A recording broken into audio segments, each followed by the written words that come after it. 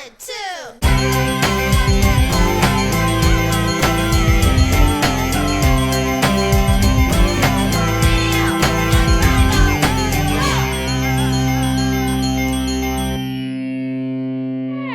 Hey, welcome to the Video and Vinyl Club. We are your hosts. I'm Emmy Wildwood. I'm an art director, musician, big fan of movies, collector of records. And I am Erin Mars. I'm a musician, an art director, also a regular film director. I've done many different types of jobs, and I'm also a trained actor. And we, as multi-passionates, love the arts, which is very clear that we have this podcast called Video and Vinyl Club. And we like to have conversations just like we would have back at the record store, baby. Reminiscent of your buy-sell trade, Kim's Video, etc. This is a place where you might talk about an old movie, a new album, actors we like, and possibly just pop culture headlines because we think it's interesting. Totally. And though we're going to be talking about stuff that we know, when you're listening, if there's anything that you would like to share with us that maybe we haven't talked about, please hit us up. We're on social media, Instagram. We're also on TikTok. Would love to hear from you. We love to get feedback. And you can listen to this podcast where you're probably listening to it right now, which would be on Apple Podcasts, Spotify, and we're also on YouTube, baby. So if you're on YouTube, you're seeing us and you're seeing me do weird finger motions right now, like two little people with my fingers. Anyway, okay, so let's hit it, Emmy. What are we going to be talking about today? Well, before we get started on today's movie and music topics, I just wanted to say that this Thursday, we will be doing a special Halloween episode with our friend Olga Turka. Olga Turka, the talented and beautiful Olga Turka. And we're going to be talking about two films that she worked on, Terrifier 2 and 3, which are in the vein of your traditional slasher films in the honor of Halloween. It is Halloween that we're dropping the episode. Da, da, da, da, da. That's right. So we don't usually drop an episode on a Thursday. We don't usually drop 2 episodes a week, but we wanted to do something special for you. And so look for that episode on Thursday. Erin, I, on a whim, watched Strange Darling, and I called you and I said, I want you to watch this. In fact, I believe that we had this conversation on the podcast last week. We did. Where I said, I'm not going to tell you anything. I just want to know. I just want you to experience it with no foreshadowing. And absolutely. So tell me what you thought. So I thought this was a very interesting film. I liked it.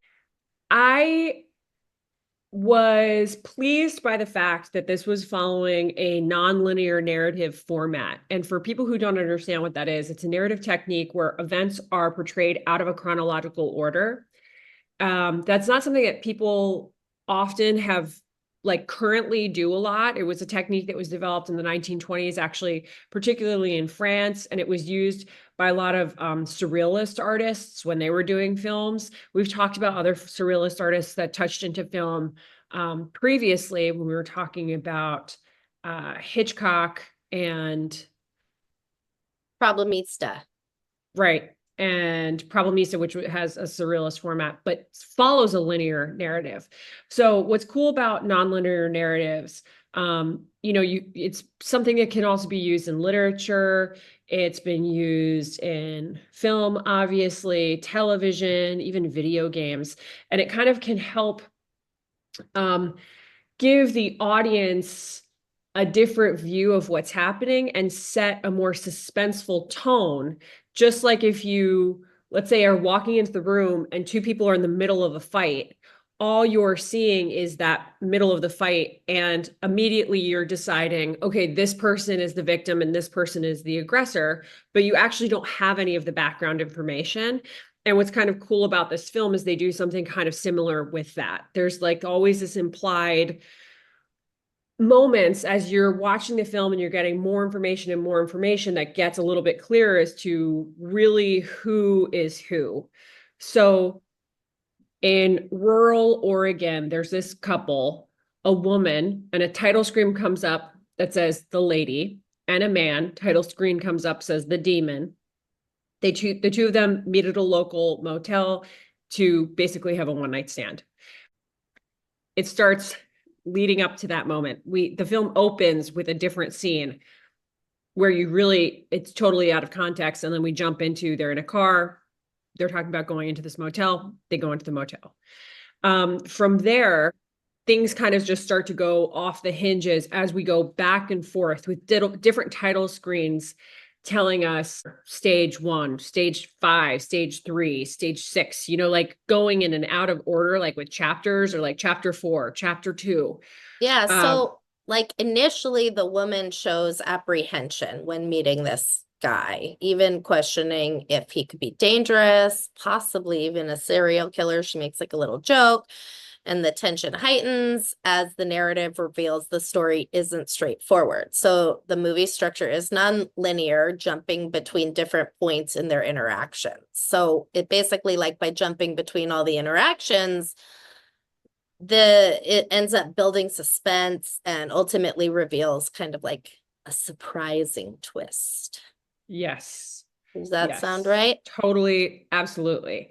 And it's a really fun watch for that reason. I think what's also really cool about this film are the people who are starring in it and who was involved in the making of this film. So this film was Giovanni Ribisi's first film as a cinematographer, and he's also listed as a producer. So that's kind of cool. The whole thing was shot on 35 millimeter film. It's got Isn't that amazing? yeah, which is really awesome and very not what people are doing today, So just from production costs. can I ask you a question? Yes. Just since you've worked in film. So when you're shooting a movie on 35 millimeter film, is that like when we look back at like when we're seeing like the making of movies and you see people pulling out all that film from like a camera, it's on those two big rolls, kind of like Yeah. two big circles on the camera. So that's 35 millimeter. Because is it Yes. always 35 Yes. millimeter? The camera doesn't necessarily have the big rolls, but It's inside of it, or yeah. And it kind of depends on the exact kind of camera that they're using, but shooting on 35 millimeter film is going to give you a certain granulation and a way, like a texture of what you're watching. It's also for an editing purpose, like they're actually going to have to go in and edit the film.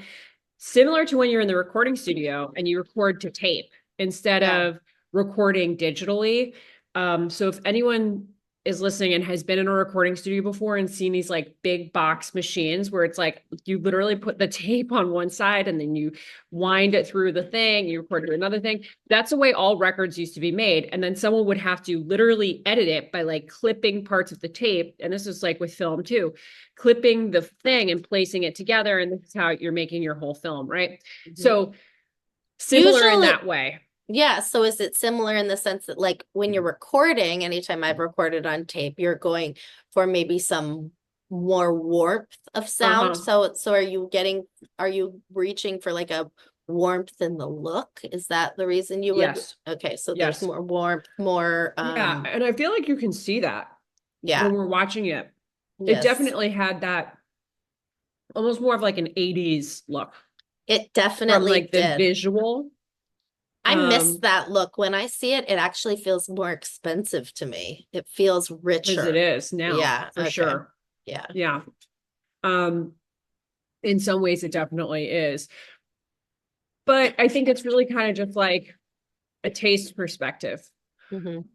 It has a romantic look to me too. Yes, it Yeah. definitely has a romantic look, and I think it really set the story really nicely. Hmm. Uh, so the people who produced this film, other than Giovanni Ribisi, it was produced by Bill Block, Steve Schneider, and Roy Lee.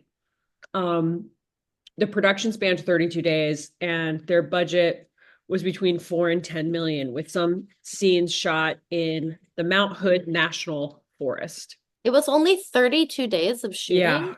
Yeah. Wow, that's fast. Um, totally. Now, they had a lot of challenges that kind of came up during the film. Initially, they got some negative feedback from the studio.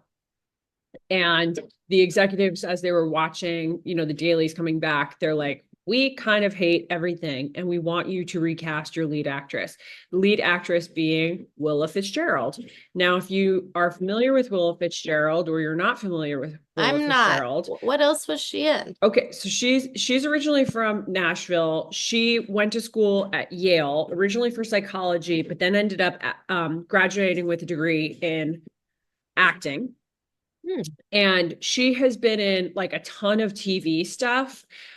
She was on the Amazon Studios series Alpha House. She was on Royal Pains, Blue Bloods, The Hmm. Following, Gotham. So she's done a lot of TV. She was cast in some films as well. There was a mini series where she was going to play Meg.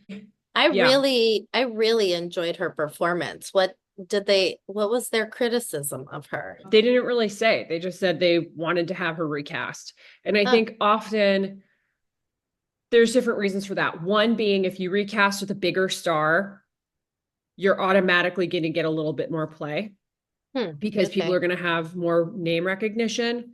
Like Willa Yeah. Fitzgerald, it's like I didn't even recognize her. Now, I don't watch No. a lot of TV on the channels that she's been on. And, I think we're in this moment in time, which is kind of awesome that there's so much being created, which is great.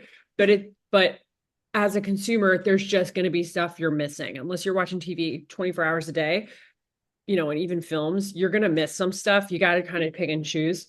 So Yeah. I personally am not as familiar with her. I didn't recognize her name either. Um, and she doesn't come from like a film family. Her parents are actually musicians. She grew up in Oh, Nashville. yeah. So there's something to be said, I think, about sometimes when people are talking about recasting, that's one of the factors is maybe somebody likes the actress, maybe they don't. Maybe they think if we get a bigger name in here, that's just going to help us at the box office later. That's going to help us just across the board, get us more spreads in different magazines, get us more exposure on social media. Those could all be different situations. Mhm. And it's one of those things where, so basically, that didn't happen. She stayed in the film. Yes. And then the producers, Lee and Schneider, argued that the financiers resume production because so they had shut production down for 2 days over this situation. They're like, we Weird. have to keep going. We're either going to go and do the movie this way or we're not going to do the movie at all. And due to the almost week-long shutdown during filming and resulting in budgetary constraints, a major river set piece was cut out. So had they not had this argument in the middle of production, there actually would have been another scene in there. I personally, and this is one of the things after watching the film, it did feel a little I want to say short, but did you have that feeling? It just felt it It felt, you mean like, yeah, like abrupt ending or a sort yeah, of, a little bit. yeah. I mean, what worked about it is because it was jumping back and forth between scenes, I think that it like, since it was sort of jagged and non-linear the entire time, Yeah. I didn't really expect a sort of ending wrapped up in a bow. It felt like I was like, okay, Yes. yeah, I like, agree. I agree with you. yeah, To me, I feel though the storyline itself, and this yeah, is the thing with nonlinear has holes. storytelling, it can cover up a bad script. Oh, Now, what ended up happening on this one is after the filming was wrapped, tensions continued behind the scenes, and Miramax actually hired another editor to re-edit the film in a wow. linear structure because they really Wow. did not like the nonlinear structure. Mm-hmm. And that was actually one of the things I thought about was I wonder if this would have worked as well if we saw it from a linear um, narrative viewpoint. I don't Yeah. think so. I think Yeah. you have to share this film had to be made in a non-linear structure so that it was interesting. If you Yeah. knew what was happening, you've lost half of the fun of the film. And Yes. they haven't, there wasn't enough there to kind of continue to flush out, really more of that story that they're really trying to push forward. Does that make sense? Now, when people Absolutely. view this, and I would really, really love some of our listeners to check this out and give us some feedback on this. Um, I want to hear what you think because I do like the film. I did like the film. Yeah. I'm gonna give you my rating on it. We're already there. And We've barely even talked about it. You all just right, want to, okay, tell me more. Tell no, will no, you no. no, you tell me your perspective on it, and then I'll give my Well, rating. so when I didn't tell you anything about this movie, because I wanted to see if you were surprised, as I think the director intended you to be, or intended the watcher to be. Yes. And we both kind of agreed we weren't totally shocked. Yes. Uh there is a sort of approach to mislead the Yes. watcher in this film, and Erin and I both picked up on it. Say what you will about us. We're we are what's the word? We are suspicious. We are hyper uh vigilant yeah, and paranoid androids. I would say growing up in the time that I did like, with a mother who no. is like, people will kidnap you everywhere. You Yeah. become hyper vigilant about just kind of watching and reading and picking up signs. I think that's Yeah. also a symptom of post-traumatic stress disorder, which there's no way I've never had. I've definitely have had and have post-traumatic stress. Um, and I think that with having a more hyper vigilant mind, when I'm watching things, I very often pick up, as you do, what's happening You're like, is somebody from a trying to very, pull one yeah, over on me? yeah. Yeah. Whereas versus I like will watch something and sometimes with like a friend or particularly my husband, and he's like, what's happening? What's happening?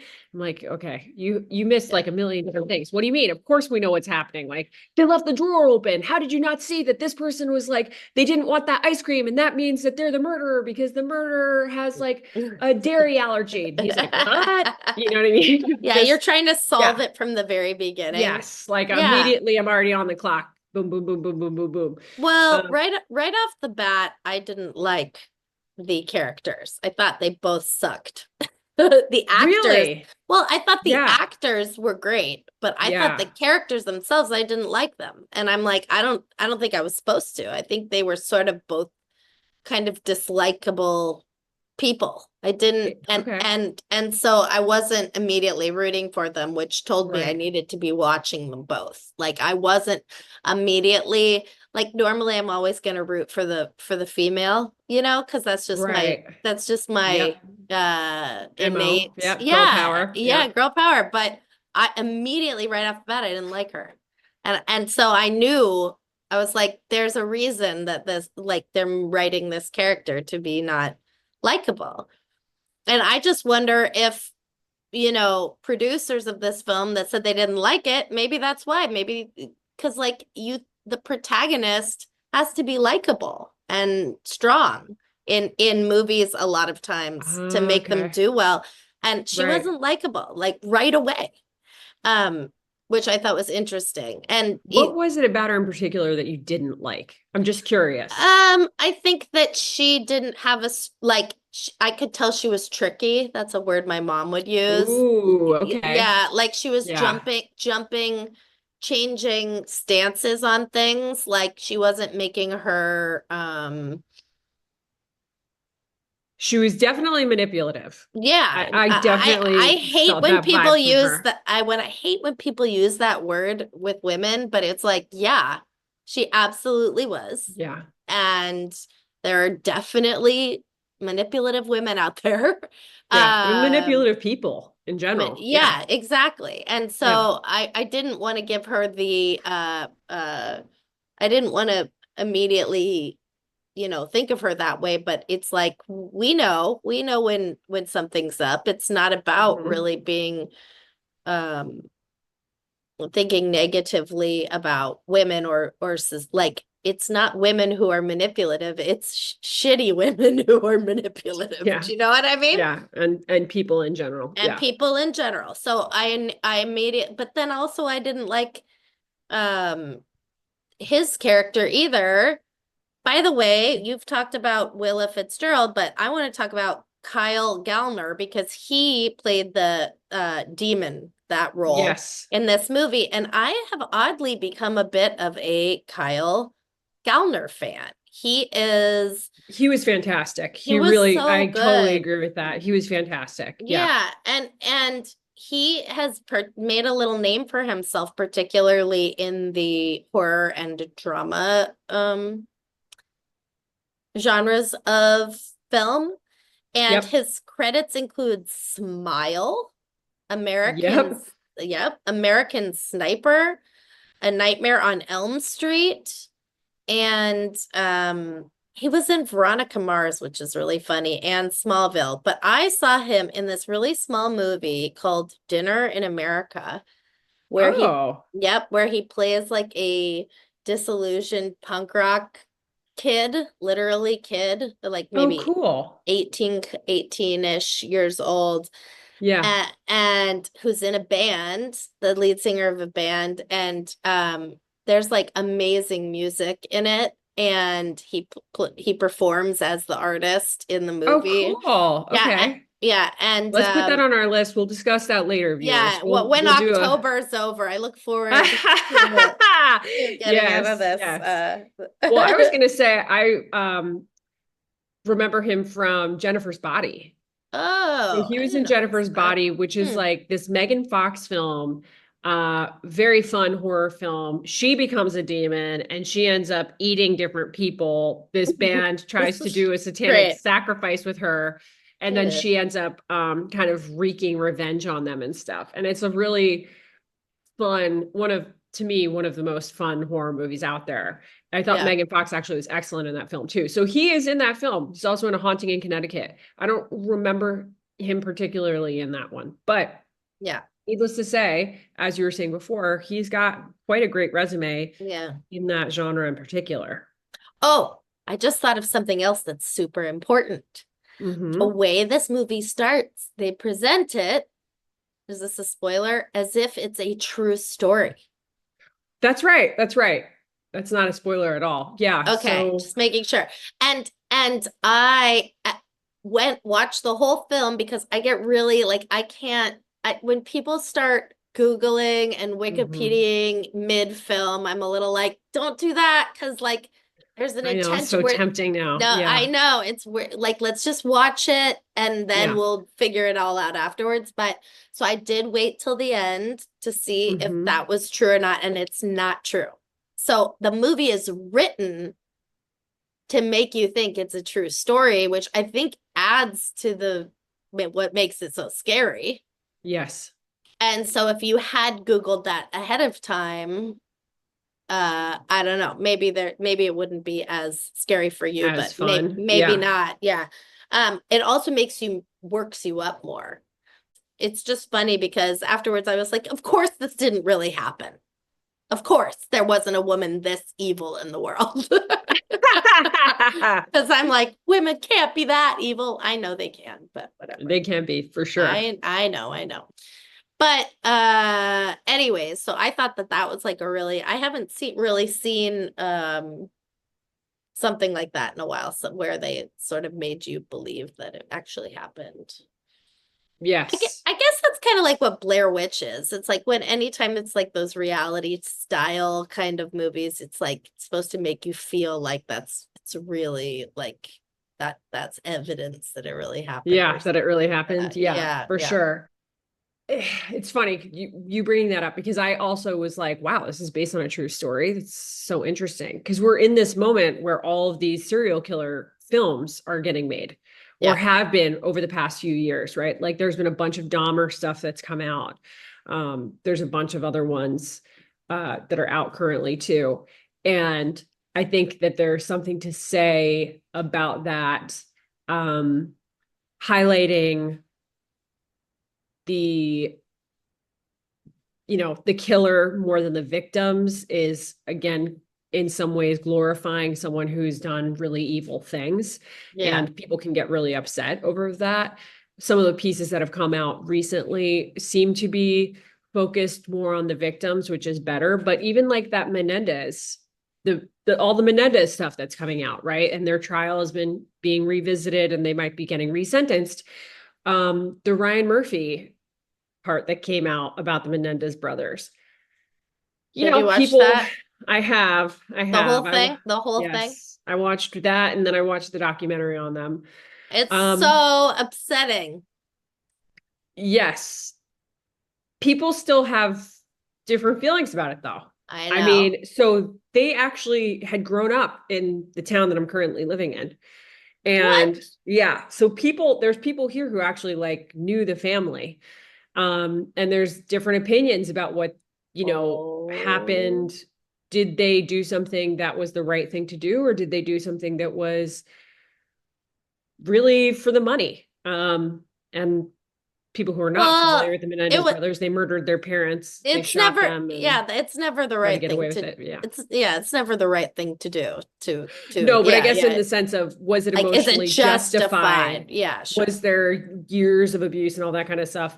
Right. We're getting a little bit off topic, but Okay. in the That's what sense we're here of, to so when do. this film, yeah, when this film came and it was like based on a true story, you're like, okay, well, there's a lot of these types of stuff coming out right now where Mhm. people are taking real crime stories and they're putting them out as like a film, kind of going into the details of what happened or showing a different side or maybe just like one moment in time.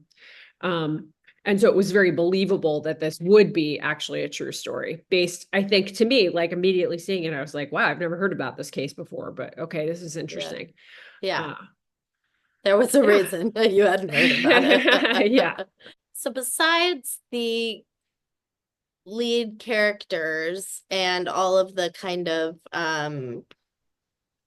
adventures, like it's a bit of a cat and mouse game, this whole movie. There's a lot of chasing each other and almost almost getting caught and then almost getting away and all of that stuff. And right off the bat, it did sort of feel to me like there was going to be no winner. Hmm. That right, I think that's another reason I didn't like either of them right away. Because right off the bat, I'm like, both of these people are a pain in my ass. You know what I mean? They're they are That's very not, funny. Yeah. yeah, they're not going to come to any, like, there's not going to be a lot of resolve between these people. And that there's horror in two people who can't come to any kind of resolution, right?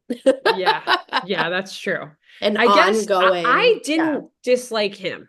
I actually yeah, really liked him. I think part of why I really liked him is he actually in this film kind of looked like a guy I used to date who was from Ohio and was like very soft and kind of gentle and did like woodworking. It was just, like Midwestern boy and really all those stuff. And he kind of had a little bit of that vibes. yeah, but he Um, was not soft and gentle, that character. He was like into not, well, yeah. I actually thought like when they were having certain conversations, he was being very respectful of Yeah, her. sure, sure. Like But considering like things considered, she would really like say things at certain times and he was very cool with her kind of dictating everything and really went along with it.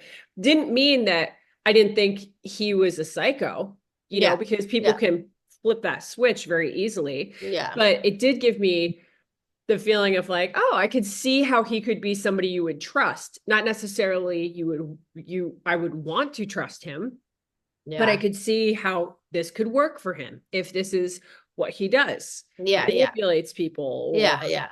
gets them into a certain place and is playing this character of like, you can trust me, look at me, I'm so nice, blah, blah, blah. And then like a switch flips and becomes a totally different person.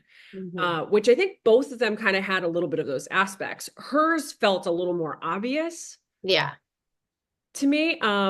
Yeah, her personality was shifting all over the place. She was Oh going, yeah, yeah, yeah. She was swinging back and forth she left and seemed right. nuts Yeah. from the get-go. Yeah. Yeah, yeah. Incorrigible. What's the word I'm looking for? Inconsolable.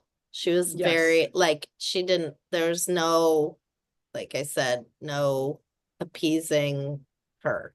So, um, anyways, I guess there was likable things about the character, but he is being titled the demon, so there can't be anything, I don't know if they intended for him to be, but I guess there's charm in that, right? There's charm in being the demon can be charming too. So Yeah, and it is kind of the thing of it makes you think of downfall.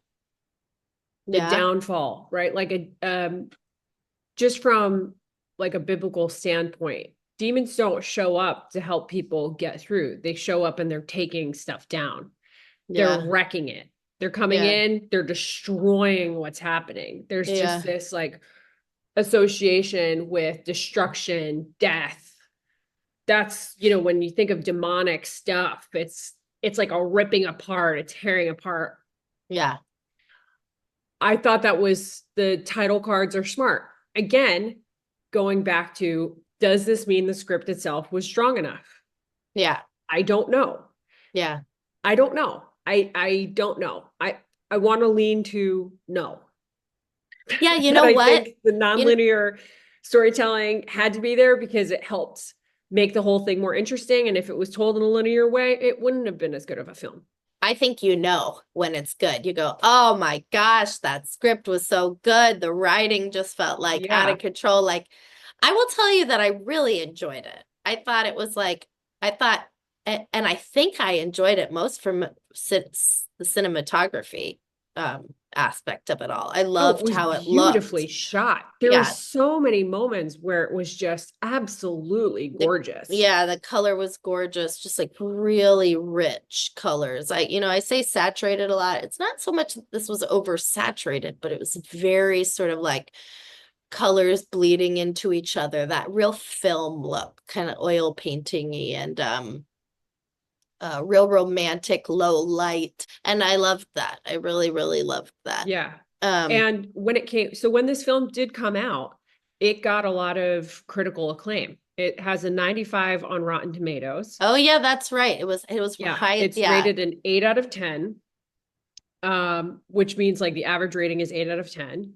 Mhm.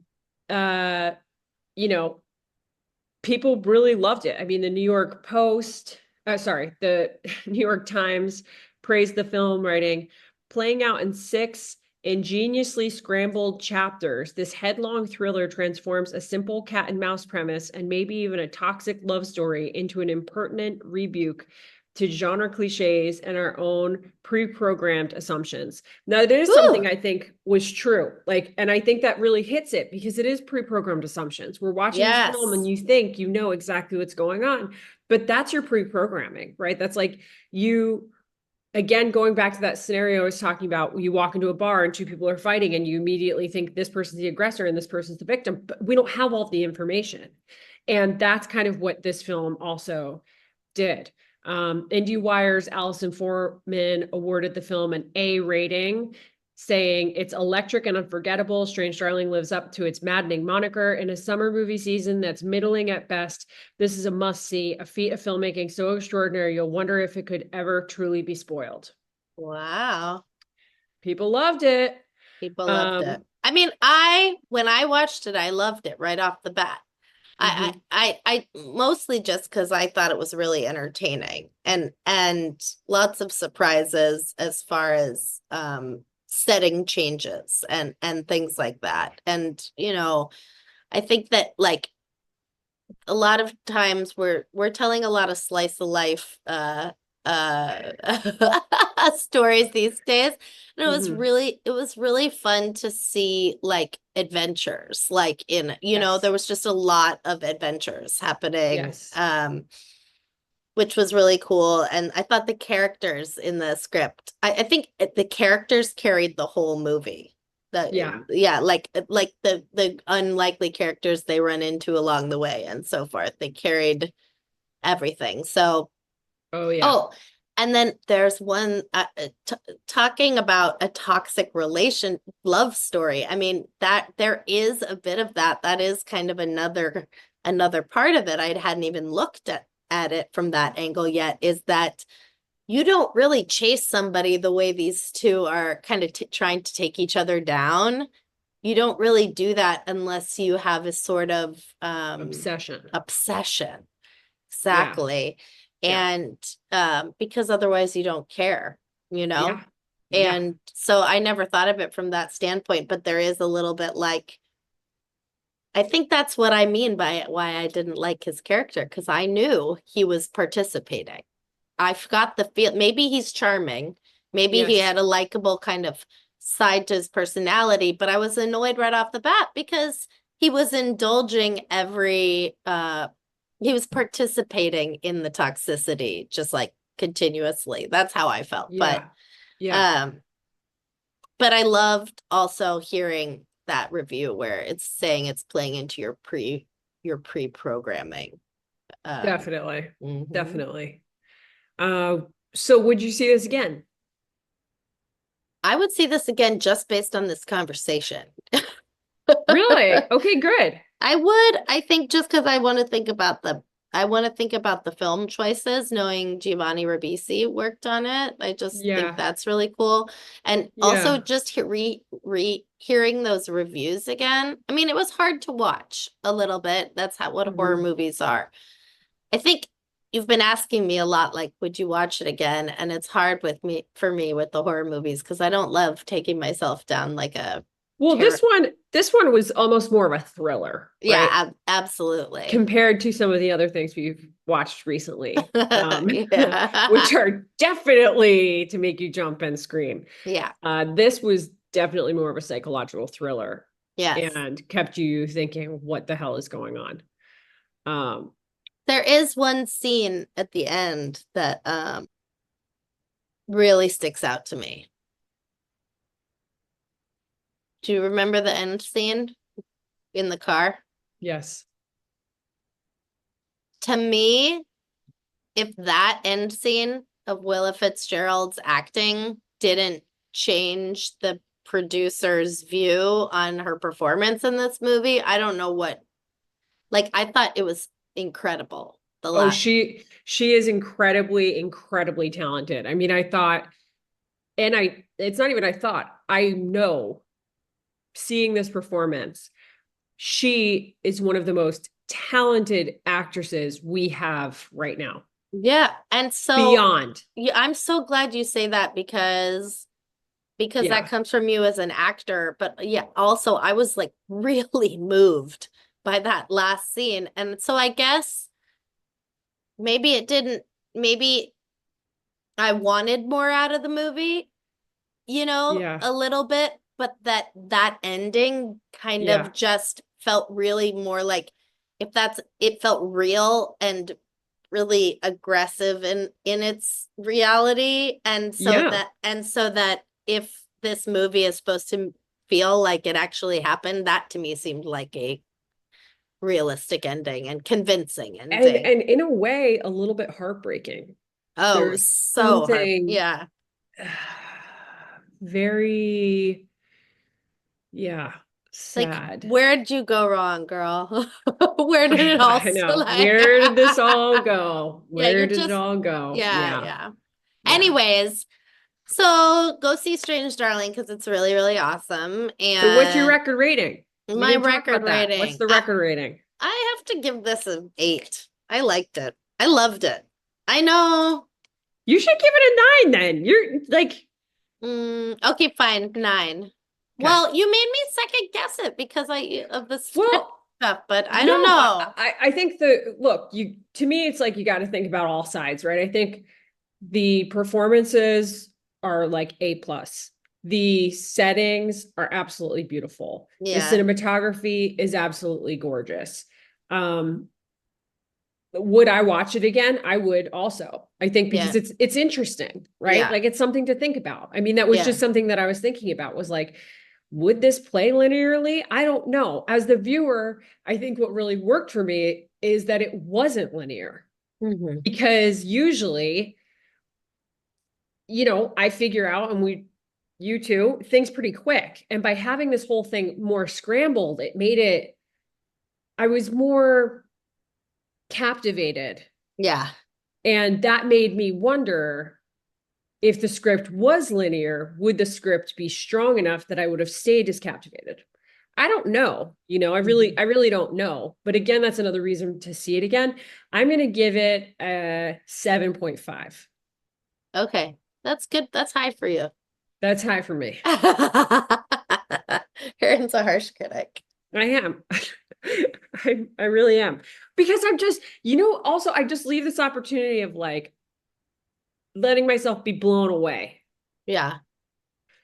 Like seeing, because there's just so many choices, especially now that we're faced with. And there's so many options of the ways that you can consume media and how you want to use your time and all that stuff. And I just think like I, you know, feel like the substance. Yeah. I sat in that theater when it was done. My body was like in shock. You know what I mean? I was like, this Is, was amazing. This was in yeah. your face art. This was like, wow. Like I was just, whoa, so blown away by that film. Yeah. And this one was good. You know what I mean? Street Yeah. Darling is good. No, I understand what you mean by that. I really do. Listeners, if you're hearing this conversation and you're like, oh, they should watch blah, blah, blah, or Erin saying something is totally crazy and I disagree with her harsh criticisms, tell us that stuff, but like give us stuff to watch. Yeah. If you want to hear us talk about something and also give us something to listen to. So speaking of listening to things, Emmy. Yes. Yes, I want to talk about the Kelsea Ballerini's new album. But really quickly, I just want to go back 1 second. Let me say one more thing, and that is that it's hard. Like we give these vinyl record ratings. We give Yeah. our ratings on a scale of 1 to 10 or whatever. Yeah. And a lot of times I think that is so unfair for artists because we're really just talking about how, on average, it hits against everything ever, right? So it's like, Mm-hmm. if you look at an album that way, if you look at a movie that way, if you look at a painting that way, any piece of art, it's like, that's really just like difficult way to see pieces of work. So, Okay, but I'm going to challenge you on this because okay. I think when we're in a world of so many choices, Yes. it's giving an editorialized point of view, Yes, meaning absolutely. we're But helping bring in the focus. So if you yes. start to like somebody's perspective or agree with their perspective more, you have more opportunity to lean into what this person is saying as far as like checking out new stuff. Because you're like, oh, Yes. Emmy likes this. I usually like what Emmy likes. I'm going to check it out because I trust Emmy. Yes. And I totally agree with that. I guess what I'm trying to say is sometimes a piece of work finds your way its way into your life and it impacts you really deeply. And a lot of times it can be because it's like a niche story or something like that. And you understand it profoundly in a way that maybe the average person wouldn't. And so sometimes I think that sometimes things are lost on the masses in a way, certain stories, and maybe not executed in a way that deserves a 9, but for like a watcher or someone takes something, yeah, Yes, yeah, and everything. And I think this is a good opportunity to bring this up. We love art.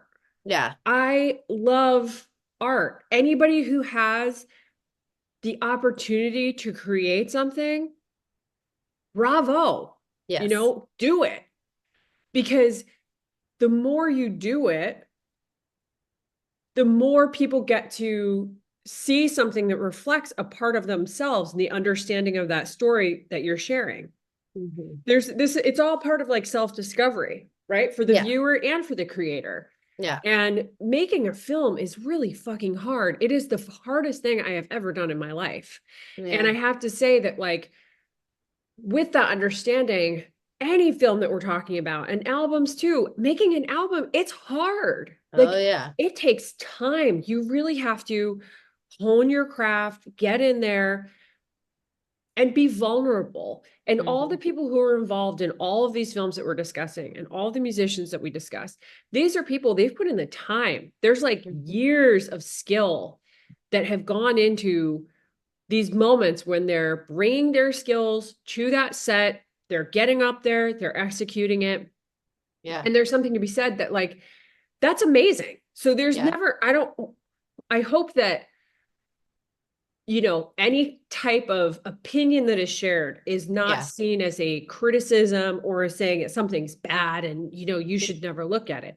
This is No. totally just a thing of personal opinion. And there's like a Yes. million other personal, you know, everybody can make their own decisions and choices.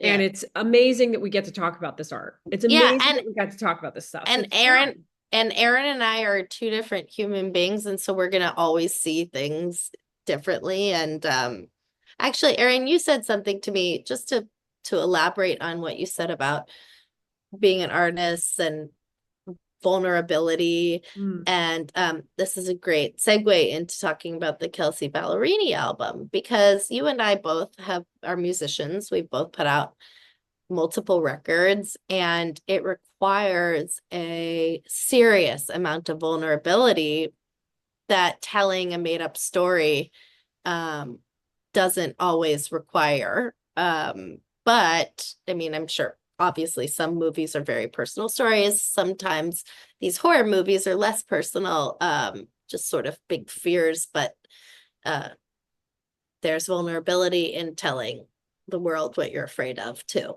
But as far as being a musician, and telling your own story, which Mhm. is often highly encouraged and even required to be an artist these days, it requires such vulnerability and such braveness, a huge amount of braveness. And I guess that's why I wanted to talk to you about the Kelsea Ballerini album, because she is a country kind of pop star. Mhm. Um, Definitely a mass success, Mhm. definitely a commercial success. And she is fully talking about her private life, her divorce, publicly in every interview supporting this record that she has just put out on October 25th, called Patterns, because that's what she wrote the record about, is her divorce. Wow. And I've watched at least two interviews with her because she's in the PR mode right now. Mhm. And I have listened to some of these songs. And I just wanted to talk about it because I think it's like the one of the bravest kind of things I've seen in a while. Uh-huh. Um, and I wanted to talk about it too because it strikes a contrast, um, the difference in like maybe a Taylor Swift kind of songwriting style where it's covered up. Maybe there's passive aggressiveness more in Taylor's songwriting, where it's like you don't know exactly who's what song's about, and that's like her listeners get obsessed because they're like trying to figure out what she's writing songs about, and there's this sort of like passive aggressive sort of snarkiness and things. And Kelsea Ballerini's album, she's just like telling you exactly what happened in her marriage. There's no like, it's Uh-huh. not, there's no passive aggressiveness. And I mean, and she's talking about how her divorce, went, how it's going really, and it's hard. And The songwriting is really good, actually. And as heavy as all that subject matter is, there's actually some really fun stuff on there because like life, I mean, during the darkness, there's a lot of comedy that happens, you know what I mean? A lot of funny things. But specifically, um, I just listened to a song right before we started today called Patterns, and the songwriting is dope. I mean, this is an all female project. Like she worked with all these female songwriters, all these female producers. And I thought that was really, really cool. But the song that I listened to was called Patterns, which is the title track, and it was really lovely. It has sort of a Shania Twain era kind of Ooh, vibe. I love that. Yeah. Yeah, where it's sort of genre bending, a little bit rock and roll, a little bit pop. And also just like I said, the songwriting, it's got some serious like Nashville feels to me. Hmm. Um, the song Patterns sounds like, I mean, there's a lot of what is the word? Prosody? Is that the right word? There is yeah, prosody. It's like prosody in songwriting refers to when the music complements and enhances the meanings of the lyrics. So Hmm. like the song's called Patterns, and there's like a chorus where she's saying that she's singing the words, I got like there's sort of a round happening of Oh, the I love that. same repeated melody over. She's doing a round in it. So it's like she's making patterns in her singing while she's talking about the patterns she has in her life for Ah, okay. picking men, picking Yes. uh movies, brands she likes, things like that, how we all have our Yeah. patterns. And so the songwriting's like top notch. Like I was like, whoa, right off the bat. Like this is some pro stuff. Yeah. And she's really strong in her metaphors. And Yeah. anyway, so I just wanted to talk about that because That's really cool. Well, I mean, yeah. something that's interesting that we're talking about this today is that on Friday is the new moon in Scorpio. We're currently for people who are not aware, I'm uh very into astrology and I've studied astrology a bunch. And in some ways, I'm a minor league astrologer, is what I call myself, because I do not do readings for people. But all that to be said is Scorpio is the alchemist, and it helps us basically integrate our shadow aspects. And when we don't integrate our shadow aspects, we fall into patterns, often negative patterns that will just repeat and repeat and repeat. Because sometimes that lesson that you were meant to learn the first time, you didn't listen, you didn't learn it. And so that lesson comes back up again. And now you still didn't learn it, and it's bigger and it's louder. And now it's going to come back again, and it's bigger and it's louder and it's bigger and it's louder. And it's like, wow, okay, finally I get it. Right. So that's kind of a way that Scorpio as a sign helps us to heal and get through things, and recognizing our patterns in our own life and the healing process in which we need to go through to become whole and more integrated and to elevate to like the next level with where we're meant to be. And I think it's really cool that she is talking about a pretty life-changing event. Divorce is not an easy swallow. I went through a divorce, and it was, devastatingly sad. And I know that anybody who goes through that is not stoked. It can bring good things about, but it can be very, very, very hard. And so there's like a heartbreak there, but to be able to talk about things, I think helps to heal them sometimes. And by sharing our own authenticity, we give others the permission to be more of their authentic self. Mhm. Um, instead of crying behind the mask, we don't have to hold up a mask, as Mhm. many of us have many moments where we're crying right now.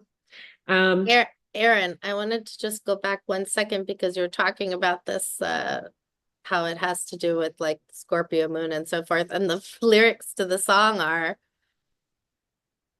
uh, verse 1 is Like the rhythm in my head, like the blanket on my bed, always hanging by a thread, I got patterns. Like the stars up in the sky, like I love you, to goodbye, I got questions, I got whys, I got patterns.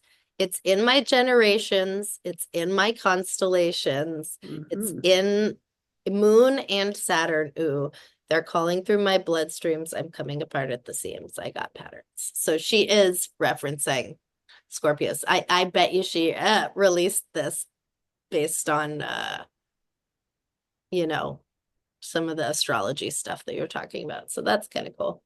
Yeah. Cool. Anyways, so that's a nice little record for you to listen to. Now, that's a major. We're not talking about any underdogs in music this time, but I feel like it's really worth a listen because it has kind of that, like, you know, when a major kind of record hits and you're like, this is major because it's dope. Hmm. Sometimes I feel like that's what we're dealing, like, because a lot of times majors are majors just because people are popular. Hmm. So it's nice when it's like majors are majors because there's some major talent happening and major work and art being made, and it's pretty cool song. She was on the Today Show and she's just like nails everything live. It's like really gives me that Shania kind of like just I love that. solid pro. I Anyways, love that. I love that. And there we're really is something to be said about having those years of working the tunes, playing the guitar, singing the songs, that you finally Mhm. get to that point where you hit it and it's like second nature. You just can plug in and go.